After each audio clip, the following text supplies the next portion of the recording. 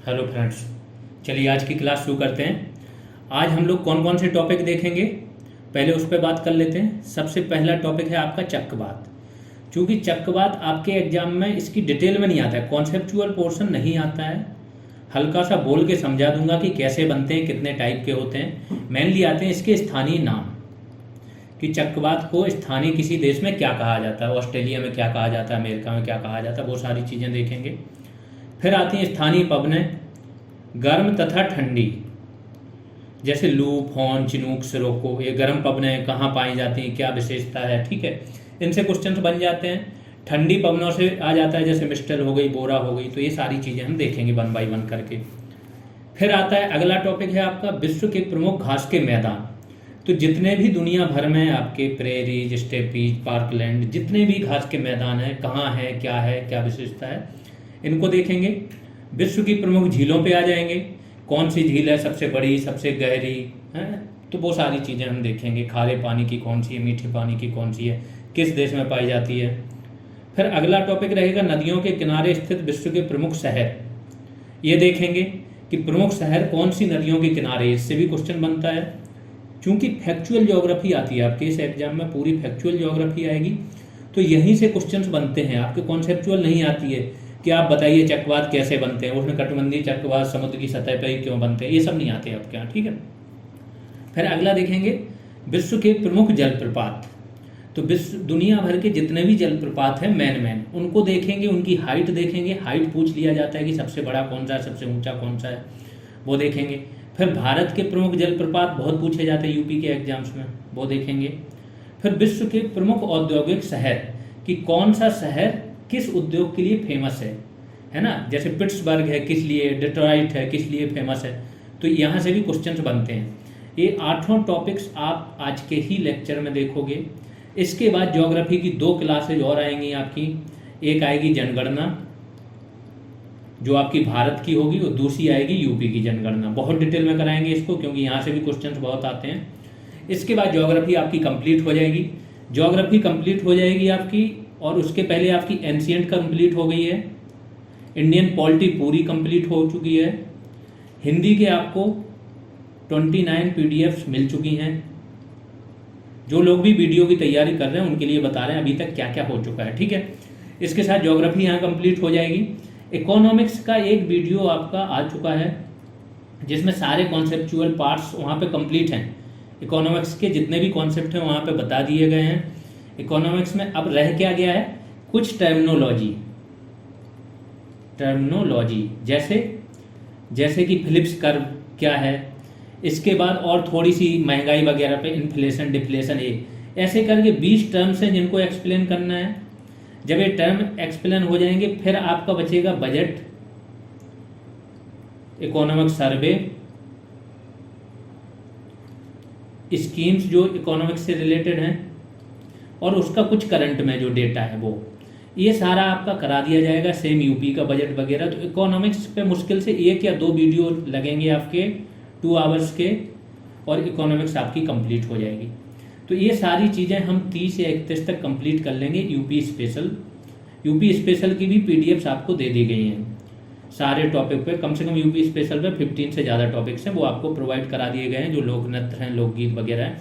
तो ये सारी चीज़ें समझो। जीएस हमारी अब कंप्लीट होने को आ गई। 4 या 5 दिन में हम जीएस का सिर्फ और सिर्फ आपकी मेडाइवल और एंशिएंट रह जाएगी, जीएस को हम बाइंड अप कर देंगे।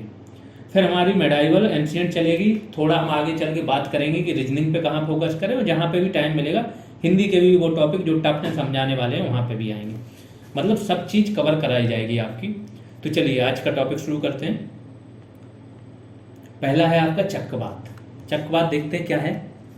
निम्न दाब के ऐसे केंद्र होते हैं जिसके चारों ओर समकेंद्रीय समदाब रेखाएं विस्तृत होती हैं। मैं बताता हूँ क्या होता है। चक्रवात में हवा ना ऐसे चलती है, गोल गोल करके ऊपर की ओर उठती चली जाती है। तो यहाँ बीच में क्या होता है, निम्न दाब होता है, और इसके चारों ओर क्या होता है, उच्च दाब होता है। तो निम्न दाब की ओर क्या चलेगी, हवा चलेगी उच्च दाब से। तो हवा चलती है इधर, इसकी ओर, अंदर केंद्र की ओर हवा चलेगी, और केंद्र की ओर ना पहुंच के सीधा ऊपर की ओर उठती चली जाती है। तो केंद्र में एकदम शांत क्षेत्र बना रहता है। अगल बगल इसके बहुत ज़्यादा एयर तेज होती है, कभी कभी इसकी स्पीड बहुत ज़्यादा होती है, बहुत विनाशकारी होते हैं। दो टाइप के चक्रवात होते हैं, एक होता है उष्णकटिबंधीय और दूसरा होता है आपका शीतकटिबंधीय। उष्णकटिबंधीय चक्रवात के लिए जल की सतह पे ही बनते हैं, जल वाष्प इसको चाहिए होती है, 27 डिग्री कम से कम 27 डिग्री सेल्सियस तापमान चाहिए होता है, लगातार आर्द्रता की आपूर्ति होगी तभी ये चक्रवात आगे बढ़ पाते हैं, बहुत ही खतरनाक होते हैं। जैसे ही जमीन पर पहुंचते हैं आर्द्रता की आपूर्ति रुक जाती है इनको, तो जैसे ही आर्द्रता की आपूर्ति रुकेगी इनका लैंडफॉल हो जाएगा। तो कभी भी देखो चक्रवात किसी तट से टकरा के फिर समाप्त हो जाता है और जब तक समुद्र पे बना रहता है ये लगातार आगे बढ़ता रहता है। शीतकटिबंधीय चक्रवात में दो भिन्न भिन्न प्रकार की वायु राशियाँ चाहिए होती हैं, एक ठंडी और दूसरी गर्म। तो ये क्या होता है, जब दो भिन्न भिन्न प्रकार की आएंगी तो आपस में एक दूसरे को पहले तो रोक लेंगी, विक्षोभ की स्थिति बनेगी। फिर जो ठंडी वाली वायु राशि है वो नीचे बैठेगी, या तो वो जबरदस्ती नीचे घुसेगी तो ये ऊपर उठ जाएगी, या फिर गर्म वाली अपने आप ठंडी के ऊपर चली जाएगी।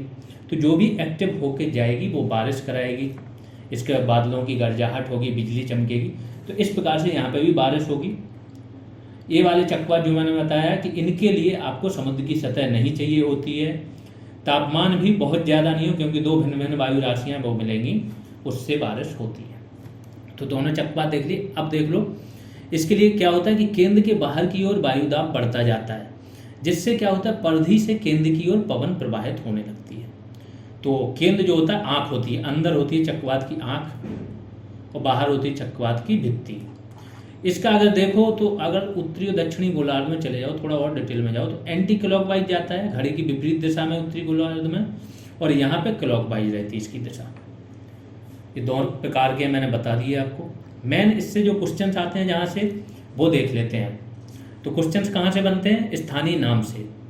भारत तथा हिंद महासागर में जितने भी देश हैं वहाँ पे चक्रवात को क्या बोला जाता है, चक्रवात या साइक्लोन।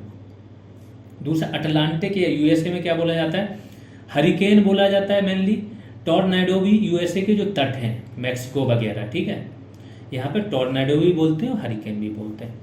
अटलांटिक में चूंकि यूएसए भी आ जाता है, आपका कनाडा भी आ जाता है, मैक्सिको आ जाता है, तो हरिकेन बोला जाता है। प्रशांत महासागर और दक्षिणी चीन सागर में इसको क्या टाइफून बोला जाता है। चीन और फिलीपींस में भी टाइफून बोला जाता है, जापान में टाइफू बोला जाता है और पश्चिमी ऑस्ट्रेलिया में बिलीबिलीज बोला जाता है। चक्रवात का इतना ही रोल है, यहीं से क्वेश्चन बनते हैं आपके स्थानीय नामों से। ज़्यादा से ज़्यादा जो करंट में कुछ एक दो चक्रवात आए हैं उन पे पूछ लेते हैं, तो उनके नाम करंट अफेयर से याद कर लेना। थोड़ा और होता है कि इनका नामकरण कैसे होता है, जो आपके इंडिया या इसमें हिंद महासागर में आते हैं। तो क्या होता है, पहले 8 देश थे, 8 देशों ने 8-8 नाम सुझाए थे, अब 13 देश हो गए, 13 देशों ने 13-13 नाम दे दिए। तो उनने एक बार ये नाम दे के जो ऑर्गेनाइजेशन है उसके पास जमा करा दिए। अब क्या होता है, जैसे चक्रवात होता है तो जिसका नंबर आता है उसके नामों की सूची में से एक नाम चुन लिया जाता है। इस प्रकार से चक्रवातों के नाम दिए जाते हैं जो उष्णकटिबंधीय चक्रवात है। फिर आते हैं स्थानीय पवनें। दूसरा स्थानीय पवनें, तो जो मैंने बताया था कि पृथ्वी पे कुछ तो पवनें क्या है आपकी स्थायी हैं, ये वर्ष भर चलती रहती हैं। जैसे ये 0 डिग्री हो गया, 30 नॉर्थ से 30 साउथ तक, बहुत ध्यान से समझना आपको। ये स्थानीय पवनें मैंने पहले बता चुका हूँ आपको। व्यापारिक पवनें होती हैं 30 से 60 के बीच में, आपकी कौन सी पछुआ पवनें आ जाती हैं। और फिर ये ध्रुवीय पूर्वा आ जाती है 90 डिग्री पे, ध्रुवीय पूर्वा। ये तो हो गई आपकी कौन सी पवनें, स्थायी पवनें जो बड़े स्तर पे चलती। कुछ स्थानीय पवनें चलती हैं देश विदेश में, अपने देश स्तर पे। जैसे अपने यहाँ उत्तर भारत में कौन सी चलती है, गर्मियों के दिनों में लू चलती है। लू क्या होती है, गर्म पवन होती है, एकदम शुष्क होती है, जला देती है इंसान को, है ना, लू लग जाती है जैसे बोलते हैं। तो ऐसे ही दुनिया भर में चलती हैं, तो उनसे भी पूछ लेते हैं। तो जो गर्म होती हैं ठंडी, उनको डिटेल में देखेंगे। पहले देख लेते हैं गर्म पवनें जो स्थानीय पवनें हैं। पहली है काल बैसाखी, बैसाख के मौसम में चलती है। तो ये हिंदी में बैसाख किस महीने को बोला जाता है आप लोग बताना कमेंट सेक्शन में। मानसून के पहले आती है, मौसम मानसून के पूर्व जो मौसम होता है उसके दौरान ये चलती है। भारत के पूर्वी हिस्से में ये चलती है। कौन कौन से, पश्चिम बंगाल में भारी वर्षा ये कराती है। पूर्वी हिस्से में एक तो असम आ जाता है, पश्चिम बंगाल, इन दोनों जगह पे भारी वर्षा कराती है। चाय की फसलों, खरीफ की फसलों को इससे क्या लाभ पहुंचता है, तो चाय की फसलों हेतु ये फायदेमंद होती है। अगला देख लेते हैं पॉइंट, दूसरा है लू। लू भारत के उत्तरी मैदानों में चलने वाली गर्म और शुष्क पवन है। इतना ही पूछते हैं, एक तो स्थान पूछ लेते हैं कहाँ पे चलती है, और नाम पूछ लेते हैं, और दूसरा पूछ लेते हैं इसकी प्रकृति क्या है, गर्म है कि ठंडी है। तीसरा है कॉफ़ी सावर, कॉफ़ी को नहलाने वाली पवन होती है। कर्नाटक के मध्य भाग में गर्मियों में चलती है ये। कॉफ़ी के खेतों हेतु ये फायदेमंद होती है। ठीक, फिर बाहर विदेशों में देख लेते हैं, कुछ पवनें चलती हैं, वहाँ से भी क्वेश्चन बनते हैं। फोन, ऐसे याद करना दो, गर्म पवनें हैं ना, लू, फोन, चिनूक, सिरोको, हरमट्टन, ऐसे करके याद कर लेना। तो फोन जो है आपकी दक्षिणी आल्प्स, जो आल्प्स पर्वत है, इसके सहारे फ्रांस से इटली तक ही चलती है। तो अगर पूछा जाए किस देश में चलती है, तो फ्रांस और इटली। अंगूर वगैरह या जो और फसलें उनको पकाने में ही सहायक होती है। गर्म पवन है, अभी जितनी की बात हो रही है वो सब गर्म पवन है। अगला है आपका चिनूक। चिनूक हेलीकॉप्टर का नाम सुना होगा। तो अमेरिका में रॉकीज पर्वत श्रेणी है, रॉकी, ठीक है। तो इसी के सहारे ढाल के किनारे पवन चलती है, उसी के नाम पे इसका नाम चिनूक रखा गया। इंडिया ने खरीदे हैं, बहुत ही मतलब भारी वजन ढोने वगैरह के लिए चिनूक सबसे उपयुक्त हेलीकॉप्टर है, ठीक है। तो अमेरिका तथा कनाडा में रॉकी पर्वत की पूर्वी ढाल पर नीचे उतरती है ये पवन, इसलिए चिनूक है, गर्म पवन है। सिराको सहारा मरुस्थल, सहारा मरुस्थल अगर आपको मैप दिखाया जाए अफ्रीका का, तो सहारा मरुस्थल एक पूरा ऊपर वाला पोर्शन है, मोरक्को से लेके यहाँ तक का। तो सहारा मरुस्थल में इस वाले पोर्शन में चलती है। इटली में मिस्र में खमसिन बोला जाता है, लीबिया में इसको गिबली बोला जाता है, ठीक है। और कहाँ तक जाती है, इटली तक जाती है ये पवन, सिराको। इसके बारे में एक और विशेषता है, वो देख लो कि क्या है, सहारा मरुस्थल में बालू है, कहीं पे मरुस्थलीय बालू देखे होगे लाल होती है। तो जब ये पवनों में क्या है, बालू भी आ गई, धूल वगैरह, और फिर ये पवनें बारिश कराती हैं। जब बारिश होगी तो बारिश का रंग ना लाल हो जाता है, जिसको बोलते हैं रक्त वर्षा। और ये वर्षा कहाँ होती है, इटली में। तो इन पवनों से सिराको जो पवन होती हैं वो इटली में रक्त वर्षा कराती हैं। फिर हरमट्टन, अगर इटली की स्थिति देखो आप, तो जैसे भूमध्य सागर है, तो यहाँ पे आपका अफ्रीका लगा हुआ है, ये भूमध्य सागर और इटली यहाँ पे है। तो ऐसे करके भूमध्य सागर को पार करते हुए जाते हैं। बालू के ये हरमट्टन देख लेते हैं। अगली पवन पश्चिमी सहारा से गोबी तट तक ये चलती है, ठीक है। और इसको बोलते हैं डॉक्टर पवन। क्यों बोलते हैं, पश्चिमी सहारा में क्या है ना, आर्द्रता बहुत ज़्यादा होती है। आर्द्रता मतलब उमस, जब उमस होगी तो व्यक्ति को बेचैनी बहुत ज़्यादा बढ़ जाती है, वो रह नहीं पाता, बहुत प्रकार की बीमारियां आ जाती हैं, कीटाणु, नए नए वायरस उत्पन्न होते हैं। ये जो पवन हरमट्टन पवन है, शुष्क पवन है और गर्म पवन है। तो ये जाके वहाँ की आर्द्रता को सोख लेते हैं, तो वहाँ के लोगों को ना थोड़ा सा रहने में आसानी हो जाती है, बहुत रिलीफ मिलता है। तो इसी प्रकार इसको बोला जाता है डॉक्टर पवन। फिर सिमूम, ये लिखा हुआ सिमूम। सिमूम पवन अरब तथा सहारा के मरुस्थलों में चलती है। ये दमघोटू पवन है, क्योंकि जितनी भी गर्म पवनें होंगी कहीं ना कहीं लॉस तो करती हैं। फिर ब्लैक रोलर पवन, ये कहाँ, ईरान और इराक में चलती है, ये भी गर्म पवन है। अगली है ब्रिक फील्डर पवन, ऑस्ट्रेलिया में चलती है, मरुस्थलीय क्षेत्रों में। योमा जापान में, नाम ही पूछा जाता है, नाम, स्थान और प्रकृति। जोंडा अर्जेंटीना में, और काराबुरान मध्य एशिया में। ये गर्म पवनें हो गई। अब ठंडी पवनों पे आ जाते हैं। ठंडी पवन कौन सी आपकी, मिस्ट्रल। फ्रांस में आल्प्स से भूमध्य सागर की ओर चलती है ये। दूसरी है बोरा, यूरोप के पर्वतीय क्षेत्रों में चलती है। तीसरी है बिलिजार्ड, साइबेरिया तथा उत्तरी अमेरिका के उत्तरी भागों में ये चलती है। चौथी है बुरान, रूस तथा मध्यवर्ती एशिया में। पांचवी है पेम्पोरो, अर्जेंटीना में। और छठवीं है ट्रामोंटाना, भूमध्य सागरीय क्षेत्र। कोर्सिका करके एक द्वीप है, कोई द्वीप का पादुकोण की मूवी भी आई थी, उसमें कोर्सिका द्वीप दिखाया गया है, ठीक है। बहुत छोटा सा द्वीप है, वहाँ पे ये चलती है ट्रामोंटाना। तो ये सारी आपकी कौन सी ठंडी पवनें हैं। पवनें यहाँ पे, स्थानीय पवनें यहाँ पे समाप्त हो गई हैं।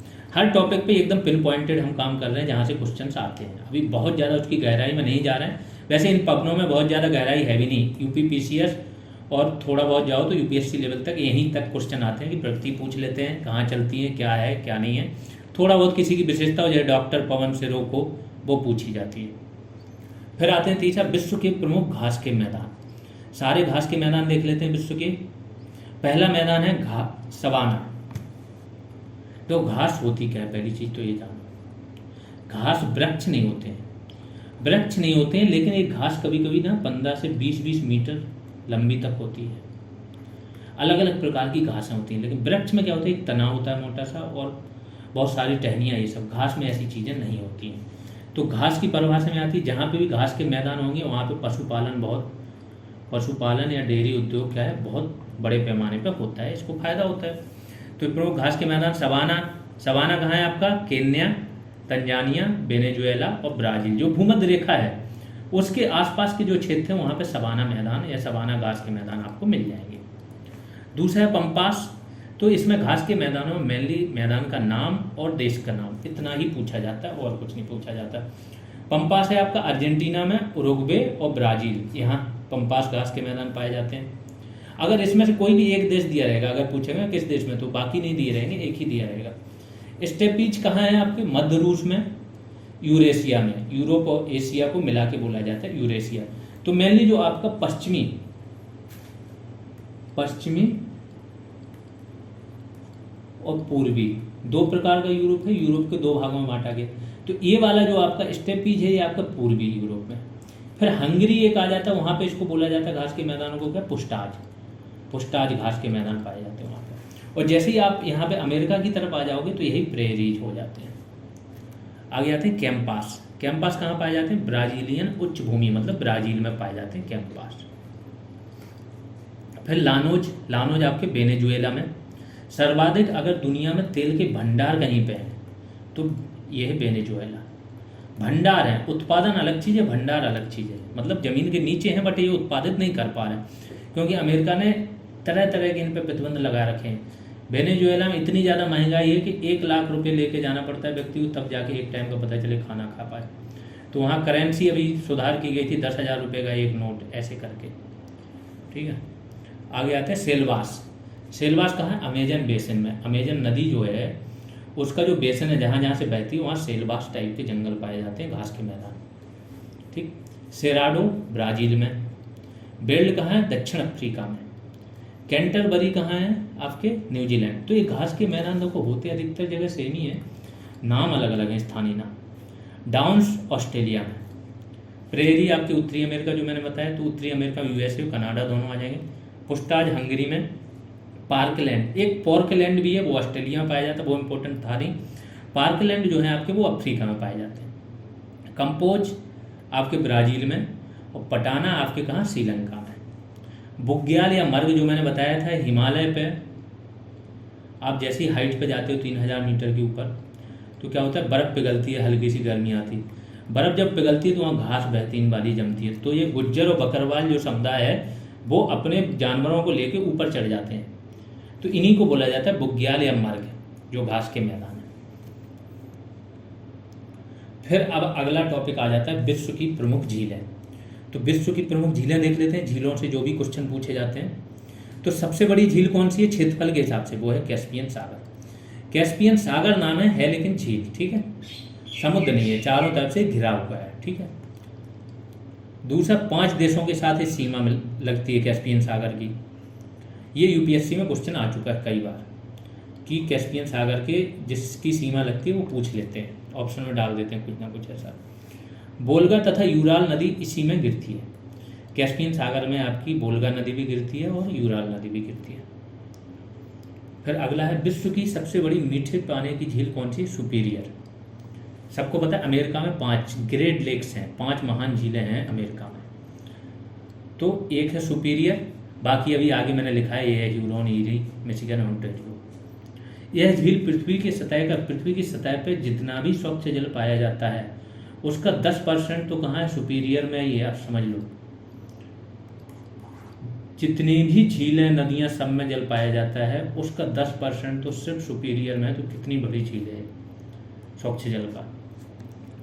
फिर अगली है उत्तरी अमेरिका की अन्य महान झीलें जो ग्रेट लेक्स हैं, उनमें ह्यूरॉन आती है, मिशिगन आती है, ईरी आती है, ओंटारियो आती है। कनाडा अमेरिका के बॉर्डर पे ये सारी झीलें, कुछ अमेरिका में पूरी हैं, बाकी कुछ बॉर्डर पे। विश्व की सबसे गहरी झील कौन सी? बैकाल झील, रूस। 1642 मीटर गहरी है। वो वाली मैंने बताया था कैस्पियन सागर क्षेत्रफल के हिसाब से सबसे बड़ी थी। अगर आयतन जो पानी है उसके वॉल्यूम के हिसाब से देखें कि सर्वाधिक पानी कहाँ पे है, तो इसमें है विश्व में, लेक बैकाल। विश्व की सबसे लंबी झील कौन सी है? टंगानिका झील। कहाँ है? अफ्रीका में, Tanzania, democratic Republic of Congo DRC और जाम्बिया। मृत सागर जो आपका है वो कहाँ पाया जाता है? इजराइल और जॉर्डन की सीमा पर। ठीक है। पृथ्वी पर सबसे गहरी जल सतह यही है, सबसे गहराई अगर देखोगे तो जल की सतह यही है। ठीक है, कि जल की सतह जो है ना, सतह जल एकदम ऊपर तक नहीं आया, वाटर लेवल आपके यहाँ तक नहीं, जल नीचाई से ही शुरू होता है जो मध्य सागर है। और यहाँ पे लवणता अगर देखो तो टर्की की बॉन लेक और मध्य सागर, सर्वाधिक लवणता यहीं सब जगह पाई जाती है। फिर आते हैं विश्व की सबसे ऊंची नौगम्य झील, नौगम मतलब नौकाएं वगैरह जहाँ पे चला सकते हो, वो कौन सी? टिटिकाका झील, 3812 मीटर ऊंचाई पे है, पेरू और बोलीविया की सीमा पे है। अगला देख लेते हैं। झीलों के बारे में थोड़ा सा और मैंने झीलें लगा के रखी हैं, वो और बताए दे रहे हैं, तो वो भी नोट कर लेना आप लोग, PDF में मिल जाएगा। वैसे ये है आपकी बची हुई झील है। तो कभी कभी झीलों का ना देश पूछ लिया जाता है। तो कैस्पियन सागर कहाँ कहाँ है? रूस, कजाकिस्तान, अजरबैजान, तुर्कमेनिस्तान, ईरान। तो जिससे सीमा बनाते हैं जो पांचों देश वो ये हैं। और सबसे बड़ी झील है ये क्षेत्रफल के हिसाब से। बैकाल झील रूस, सबसे गहरी झील है। विक्टोरिया झील, यहीं से नील नदी निकलती है। ठीक है, लेक विक्टोरिया से। तंजानिया और युगांडा। अफ्रीका की सबसे बड़ी झील नील नदी का उद्गम है। अरल सागर है, कहाँ कहाँ? Kazakhstan, Uzbekistan. ये ध्यान रखना, UPSC में एक ना एक क्वेश्चन आपके यहाँ से मैपिंग से आता है। कोई झील या कोई छोटा सागर उठा लेते हैं, उसके आसपास की जिससे सीमा लगती है वो देश पूछ देते हैं। ठीक है, कभी भूमध्य सागर पूछ देते हैं, कभी अरल सागर, कभी काला सागर, यही सब पूछा जाता है। तो ये कौन सी? सिकुड़ती हुई झील है, अरल सागर को बोला जाता है। टंगानिका झील कहाँ है? तंजानिया, कांगो गणराज्य, DRC जिसको बोलते हैं, सबसे लंबी झील है। टिटिकाका झील पेरू और बोलीविया इसकी सीमा पर है, सबसे ऊंची नौगम्य झील है। सुपीरियर झील USA और कनाडा की सीमा पर है, सबसे बड़ी ताजे पानी की झील है। ह्यूरॉन झील कहाँ है? USA और कनाडा। मिशिगन झील USA और कनाडा में ये भी है, शिकागो शहर के किनारे बहती है ये। ईरी झील USA कनाडा, जो मैंने बताया 5 जो ग्रेट लेक्स हैं, तो ये USA और कनाडा की सीमा पर बहती है। ओंटारियो भी USA और कनाडा में। ग्रेट बियर कहाँ है आपकी? कनाडा में। ग्रेट स्लेप ये भी कनाडा में है। इसके बाद रेंडियर भी कनाडा में है और विनिपेग, ये चारों आपकी कनाडा में ये झील है। फिर आगे जाते हैं। न्यासा झील कहाँ कहाँ है? मलावी, मोजाम्बिक, तंजानिया, इसे मलावी झील भी कहा जाता है। चार झील, चार नाइजर नाइजीरिया में है। बालखस झील कजाकिस्तान, ये बहुत इंपॉर्टेंट नहीं, जो ऊपर थी वो सारी हैं, एक दो और आएंगी अभी देखो। आइसकुल झील किर्गिस्तान में। लडोगा झील ये पूछ ली जाती है, रूस की, यूरोप की सबसे बड़ी झील है ये लडोगा। ओनेगा झील रूस में है। निकारागुआ झील निकारागुआ में है। आयर झील ये ऑस्ट्रेलिया की इम्पोर्टेंट झील है, लेक आयर। ठीक है, टॉरेंस झील ऑस्ट्रेलिया में है और उर्मिया झील ईरान में है। यहाँ पे झील आपकी सारी खत्म होती हैं। अगले टॉपिक पे चलेंगे अब हम। तो हाँ, अगला टॉपिक है नदियों के किनारे स्थित विश्व के प्रमुख शहर। विश्व के जो जो मुख्य शहर हैं किस नदी के किनारे स्थित है, इससे भी क्वेश्चन आता है। तो पेरिस आपका किसके शहर है? सीन नदी। लंदन किसके किनारे है? टेम्स नदी। इस पे तो एक व्यक्ति था, जब यहाँ पे ब्रिटिश शासन चल रहा था तो कोई गवर्नर जनरल ही था, उसका कथन था कि हमारी प्रणाली कुछ इस तरह से कार्य करती है कि गंगा के तट से अच्छी चीज़ों को सोख के टेम्स के तट पे आके गिरा देती है। इस प्रकार से वो धन का दोहन चल रहा था इंडिया से। सारी चीज़ें, इनका अभी म्यूजियम पे बहुत विवाद चल रहा है। दुनिया भर की जितनी चीज़ें की हैं इन्होंने चोरी करके अपने म्यूजियम में लगा रखी हैं, चाहे वो कोहिनूर हीरा हो, चाहे तख्ते ताऊ सिंहासन हो, सब चीज़। तो दुनिया भर के देश अब मांग कर रहे हैं इनसे, इन पर काफ़ी दबाव, इंडिया तो दबाव बना ही रहा है। अगला देखते हैं। कायरो शहर है ये मिस्र का, ये कहाँ पे? नील नदी के किनारे है। न्यूयॉर्क कहाँ है आपका? हडसन नदी के किनारे है, पूछा जाता है कई बार। शंघाई जो चीन का शहर है वो कहाँ है? यांगसी नदी। तो दुनिया भर के जितने भी बड़े शहर हैं उनको क्या है, जल की आपूर्ति क्या नदियाँ ही करेंगी। तो जितनी भी सभ्यताएं विकसित हुई हैं वो नदियों के किनारे होंगी, और जो बड़े शहर होंगे, अधिकतर बड़े शहर आपको नदियों के किनारे ही मिलेंगे। आगरा क्यों नहीं? आगरा, या आगरा से और बेस्ट एग्जाम्पल ले लो फतेहपुर सीकरी। अकबर ने फतेहपुर सीकरी बसाया था नगर। सबसे ज़्यादा अगर देखोगे आप तो सबसे ज़्यादा मॉन्यूमेंट्स आपको यहीं मिलेंगे फतेहपुर सीकरी में। लेकिन ये आगे तक क्यों नहीं चल पाए? क्योंकि यहाँ पानी की समुचित व्यवस्था नहीं थी। तो नदियाँ बहुत इंपॉर्टेंट है किसी शहर को बनाने के लिए। अगर यहाँ पे बड़ी कोई नदी होती तो आज की डेट में हो सकता है कि दिल्ली की जगह फतेहपुर सीकरी ही राजधानी चल रही होती।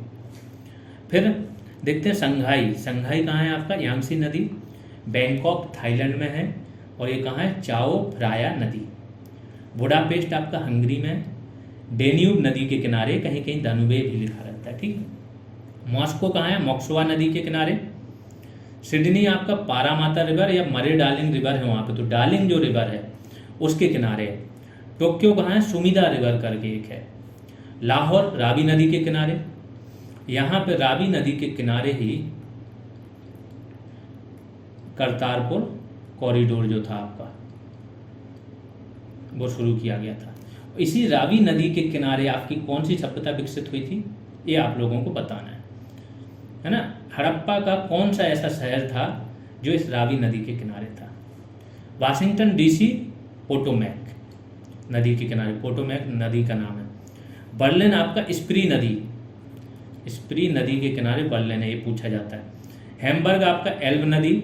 बगदाद आपका टिग्रिस नदी। बगदाद देखो प्राचीन काल में बहुत ही फेमस जगह थी बगदाद, ठीक है। प्रिंस ऑफ पर्सिया जो होते थे, इसके बाद मतलब ये ऐसी सभ्यता थी आपकी कि वन ऑफ द ओल्डेस्ट शहर है ये सब, और बहुत अच्छे अच्छे मॉन्यूमेंट्स थे। लेकिन ये आतंकवाद वगैरह ने नष्ट कर दिया इनको, जो अमेरिका ने युद्ध वगैरह हुए हैं, बहुत सारी चीज़ें। वियना, वियना कहाँ है? डेन्यूब नदी के किनारे। रोम है आपका टाइबर नदी के किनारे, ठीक है। टाइबर नदी जो है आपकी है वो क्या करती है? दंताकार डेल्टा बनाती है। एक और फैक्ट बता दें, यूपीएससी में आया था। मिसिसिपी मिसौरी जो नदी है आपकी वो पंजाकार डेल्टा बनाती है। जो डेल्टा होता है वो ऐसे करके होता है मिसिसिपी मिसौरी का, कि जब किसी का पंजा नहीं होता है पक्षियों का, वैसे। आगे आ जाते हैं। अब अगला टॉपिक है विश्व के प्रमुख जलप्रपात। तो जलप्रपात देख लेते हैं, फर्स्ट सेकंड थर्ड पूछ लेते हैं, ऊंचाई पूछ लेते हैं या देश का नाम पूछ लेते हैं। तो पहले नंबर पे जो दुनिया का सबसे ऊंचा जलप्रपात है वो है एंजल जलप्रपात। कहाँ है? वेनेजुएला में। 979 मीटर ऊंचा है और कैरोनी नदी पे है। नदियाँ उतनी इंपॉर्टेंट नहीं है, जिसकी इंपॉर्टेंट है वो मैंने लिख दी है। टुगेला जलप्रपात कहाँ है? ये आपका दक्षिण अफ्रीका में। 948 मीटर हाइट है इसकी और टुगेला नदी पे है। योसेमाइट जलप्रपात कहाँ है? कैलिफोर्निया में। 746 मीटर इसकी हाइट है और मर्डी नदी पे है। इसके बाद आपका है मर्डालस फोसेन, इसका नाम है मर्डालस फोसेन, नॉर्वे में है। 705 मीटर इसकी हाइट है। फिर है कूके नान, कूके नान वेनेजुएला में है। 670 मीटर हाइट है। ये बीच के इंपॉर्टेंट नहीं है, फर्स्ट थर्ड ज़्यादा इंपॉर्टेंट है। रिबन कैलिफोर्निया में है आपका 496 मीटर। अब ये इंपॉर्टेंट है, ये यूपी में पूछा जा चुका है, यूपी पीसीएस में एक दो बार पूछा जा चुका है कि देश का, भारत का सबसे ऊंचा जलप्रपात कौन सा है। क्योंकि हर जगह एनसीईआरटी वगैरह में जोग दिया रहता है, लेकिन जोग नहीं है, कूचिकल है। कहाँ है? भारत में कर्नाटक राज्य में है। 455 मीटर इसकी हाइट है और बराही नदी है ये उस पर है, ठीक है, बराही नदी। जोग प्रपात अब अगले नंबर पे जोग प्रपात, ये भी भारत के कर्नाटक राज्य में है। 253 मीटर हाइट है और शरावती नदी पे है। फिर एक नियाग्रा जलप्रपात बहुत फेमस है, तो जो मैंने बताया ऑन्टेरियो ईरी झील जो है ना आपकी, 5 ग्रेट लेक्स इन्हीं के बीच में है ये नियाग्रा जलप्रपात। तो ये थोड़ा फैक्ट इंपॉर्टेंट था। विक्टोरिया जलप्रपात जो है आपका वो जाम्बेजी नदी पे है, जाम्बिया में, मतलब अफ्रीकन देश है। आगे आ जाते हैं, जलप्रपात दुनिया के खत्म हो गए, अब है भारत के जलप्रपात देख लेते हैं। 7वां टॉपिक यही है आपका कि इंडिया के जलप्रपात से क्वेश्चन आता है, यूपी के एग्जाम्स में बिल्कुल आता है। तो शिव समुद्रम जलप्रपात कहाँ है? कर्नाटक में, कावेरी नदी पे। जोग या गरशोप्पा जलप्रपात कहाँ है? शरावती नदी पे या सरवती नदी पे, कर्नाटक में। दूध सागर जलप्रपात, दूध सागर हो गया आपका, धुआंधार हो गया और चित्रकूट, इनसे क्वेश्चन बनते हैं। ये मांडोवी नदी पे है, गोवा में। हुंडरू जलप्रपात कहाँ है? स्वर्ण रेखा नदी, झारखंड में। धुआंधार जलप्रपात कहाँ है? नर्मदा नदी पे है, जबलपुर एमपी में। चित्रकूट जलप्रपात कहाँ है? इंद्रावती नदी पे है, छत्तीसगढ़ में। मीन मुट्टी जलप्रपात कहाँ है आपका? केरल में। पायकारा जलप्रपात कहाँ है? तमिलनाडु में। चूलिया जलप्रपात कहाँ है? चंबल नदी एमपी में। और ककोलत जलप्रपात कहाँ है आपका? नवादा बिहार में। ये बीपीएससी में आया था पिछली बार की, ककोलत कहाँ है, ठीक है। इसके बाद जो चित्रकूट जलप्रपात है, इसको याद रखना। चित्रकूट, वैसे लोग एमपी यूपी लगा के आ जाते, नहीं, चित्रकूट जलप्रपात कहाँ है? छत्तीसगढ़ में। फिर 8वां और आखिरी इस लेक्चर का टॉपिक है विश्व के प्रमुख औद्योगिक शहर और किस उद्योग हेतु वो फेमस है ना। उद्योग भी चाहिए कि किस उद्योग हेतु फेमस है। यहाँ से क्वेश्चन मैचिंग दे देते हैं कभी कभी मैच कराने को, कि शहर दिए रहेंगे इधर और इधर उसके उद्योग दिए रहेंगे। पिट्सबर्ग जो है, इसको दुनिया की इस्पात राजधानी बोला जाता है, पिट्सबर्ग, ठीक है। यूएसए का शहर है। जितनी भी चीज़ें पहले हुई तो वो यूएसए में हो गई और उनके शहर इतने बल्क में बनाते थे। अब तो क्या हो गया, चाइना ने, अब तो दूसरे नंबर पे जो इस्पात का उत्पादन कौन करता है? इंडिया करता है। फर्स्ट पे चाइना करता है 1025, 1017 था, अब 25 के आसपास हो गया टन, मिलियन टन, ठीक है। इतना उत्पादन करता है चाइना। इंडिया करता है 1025 के आसपास। इंडिया भी नहीं, इंडिया करता है 125 के आसपास, ठीक। पिछली बार 119 था।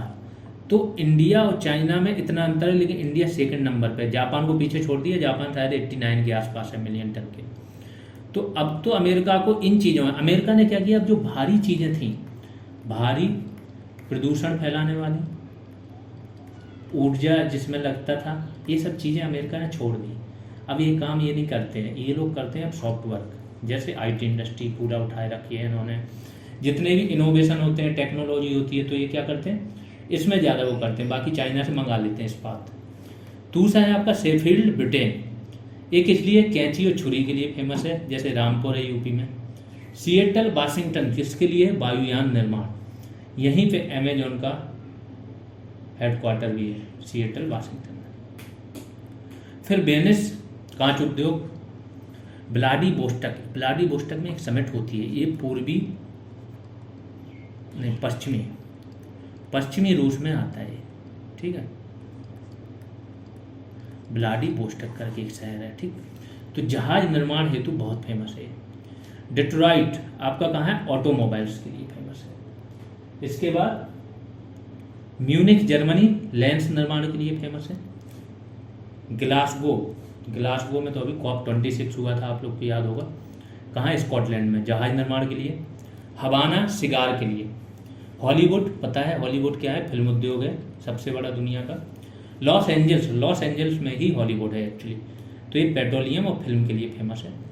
कनसास, मांस उद्योग के लिए फेमस है। क्यू, जहाँ पे अभी यूक्रेन की राजधानी है क्यू, जहाँ पे हमले चल रहे हैं। इंजीनियरिंग उद्योग के लिए फेमस है। लियोन्स, जो आपका फ्रांस में पड़ता है, सिल्क उद्योग के लिए फेमस है। वेलिंगटन, डेयरी उद्योग के लिए। नागोया, जो आपका जहाज और सूती वस्त्र उद्योग के लिए। ओसाका आपका सूती वस्त्र इस्पात उद्योग के लिए। मैनचेस्टर सूती वस्त्र के लिए। और मिलान सिल्क वस्त्र उद्योग के लिए। यहाँ पे मुझे लगता है ज्योग्राफी के 8 टॉपिक तो जहाँ से एक एक क्वेश्चन बनने के चांसेस रहते हैं यहीं पे ख़त्म हुए हैं। इसी उसमें एकदम पिन पॉइंटेड है, इससे बाहर नहीं आना चाहिए। ऑलमोस्ट आपकी ज्योग्राफी की सारी जितनी भी चीज़ें थी वो कंप्लीट करा दी गई। एक एग्रीकल्चर बचता है, एग्रीकल्चर। दूसरा बचता है मिट्टियाँ। इस पर हमारे पास ऑलरेडी क्लासेज हैं, बंदरगाह के लिए हमने कराई थी, बहुत डिटेल में कराई थी, वो हम डाल देंगे तो ये कंप्लीट हो जाएगा। फिर 2 मैंने जैसे बताया जनगणना आएगी यूपी की, भारत की। यहाँ पे ज्योग्राफी आपका समाप्त हो जाएगा। ज्योग्राफी और पॉलिटी पूरी तरह समाप्त हो जाएगा। हिस्ट्री एंशिएंट आपकी खत्म हो गई है। इकोनॉमिक्स से फैक्चुअल आते हैं क्वेश्चंस, क्योंकि कॉन्सेप्चुअल ऑलरेडी कंप्लीटेड है, तो हमारी चीज़ें बहुत फास्ट कंप्लीट होने वाली हैं। आप बार बार इसको रिवाइज कीजिए जितना पढ़ाया जा रहा है। जीएस से एक भी क्वेश्चन नहीं गलत होने चाहिए। करंट का भी 2 से 3 दिन में एक अगला वीडियो आ जाएगा, ठीक है। तो करंट अफेयर्स भी साथ में लेके चल रहे हैं। जिसने शेयर नहीं किया वो थोड़ा शेयर कर दिया करें इस चैनल को। ऐप पे जो लोग नहीं है ऐप डाउनलोड कर लें। जीएस रेवोल्यूशन करके सर्च करेंगे आपको ऐप मिल जाएगा। और जिसको कोर्स लेना है तो वीडियो का कोर्स चल रहा है, फीस उसकी 299 है। वहीं पे ये सारी चीज़ें मिल रही हैं आपको, ठीक है। तो आप कोर्स ले सकते हैं। अभी के लिए इतना ही, धन्यवाद।